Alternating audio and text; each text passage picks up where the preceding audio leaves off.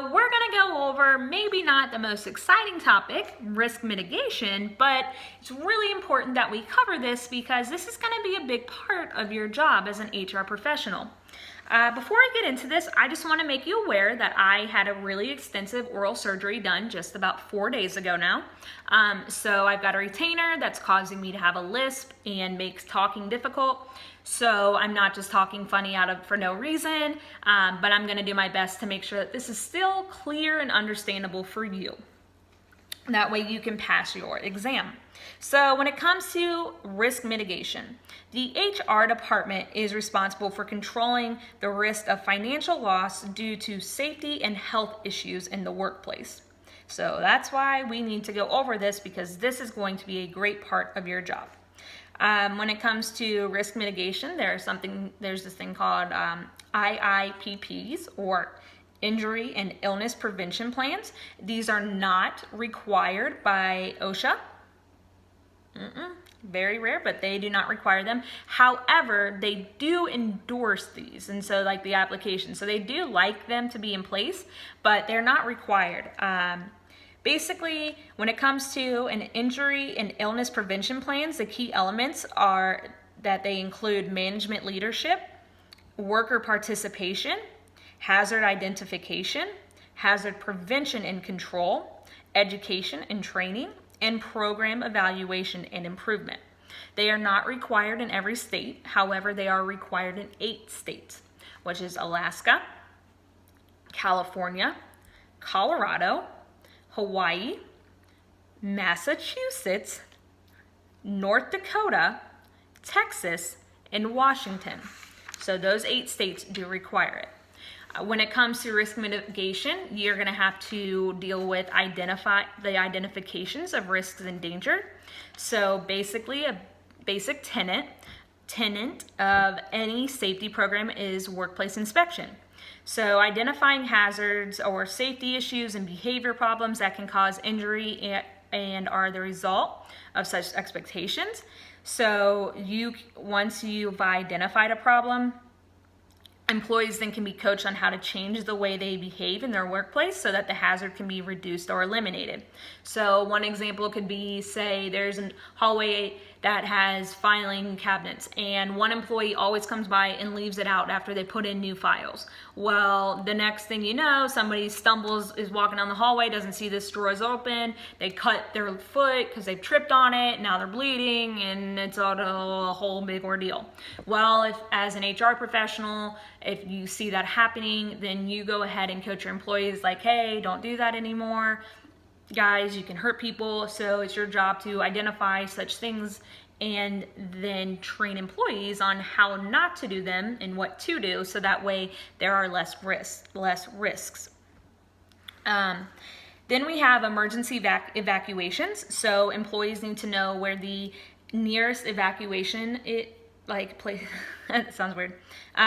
They need to know where the nearest exits are. So when it comes to emergency evacuations, depending on the industry you're in, that could actually be for a gunman in the building or for fires. You should absolutely, at least one time a year, have a fire drill going on. And I know that in my company, we've got several people that are fire inspectors or chiefs or whatever that are in charge of getting everybody out of one section of the building out. And like most organizations, every organization actually have maps around the buildings telling them where the nearest exit is in case of a fire drill. Then we have to deal with the emergency medical care. So another key component when it comes to considering, creating an emergency plan is what to do when you can't get a hold of 911. It's nice that they usually are available, but if they're not, you've got to come up with a backup plan on what can be done to take care of your injured workers and get them transported to a hospital or wherever they need to go to take care of the medical need that they've happened and deal with the medical emergency.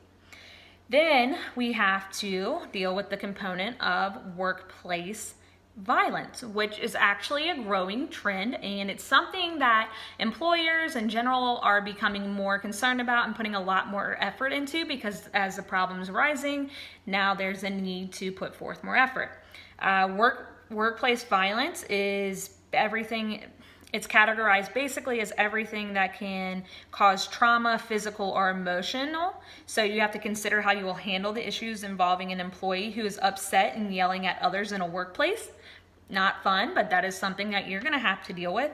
And then you're going to have to deal with somebody like, say, a former employee that's really upset, and now they've come back with the intent to kill another coworker that's there.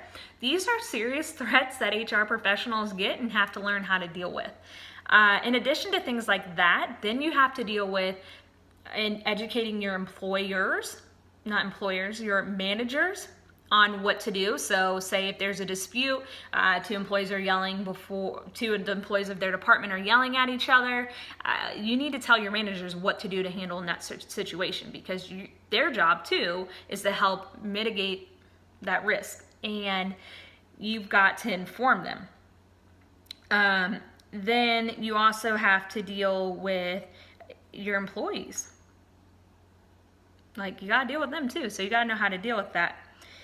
Then when it comes to workplace environment, there also needs to be a management person appointed to as the emergency response officer, who will be responsible for talking with the media when that becomes necessary, for collecting information that can be passed on to senior management on a regular basis until the emergency has ended.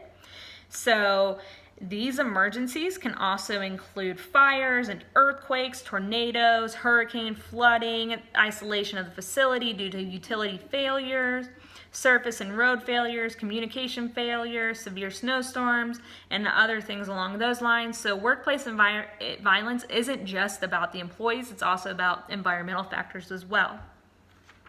Then we have to deal with the health and safety monitoring. So as a human resources professional, you are in a unique position to monitor employee health and safety. And that's because you usually have access to the employee records, like attendance and illnesses reports and all these type of things.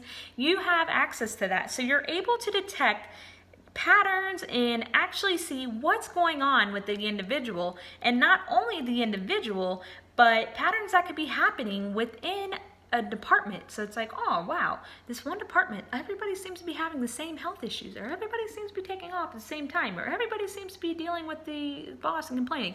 You know, you get to notice those trends. And then after you've identified them, you then have to dealing with the risk and taking care of it and putting it out. Yeah, like Smokey the Bear, gonna put out that fire, girl. So overall, this is kind of long, but risk mitigation is really important. There are a lot of different components that come into making your safety plan and doing your part to make sure that your workplace is the safest for your employees and your employer.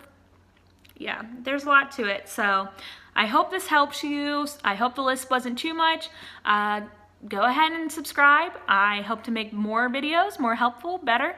Like this video, please. And leave me a comment on what you like, what you don't like, or with any questions you might have. All right, well, thanks for watching.